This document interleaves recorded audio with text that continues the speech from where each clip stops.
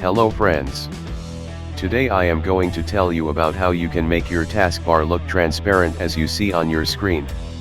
So let's start.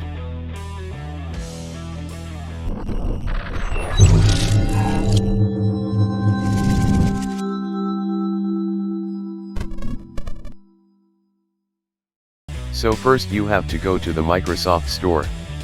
As you open it, search for translucent TV. Open the first app you see.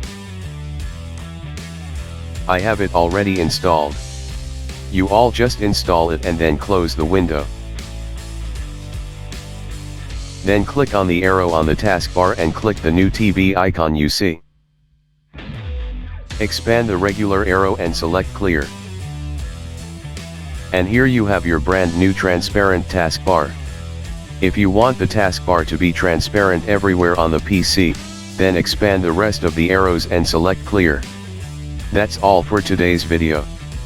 Please be sure to like, comment and subscribe the channel. Thanks for watching.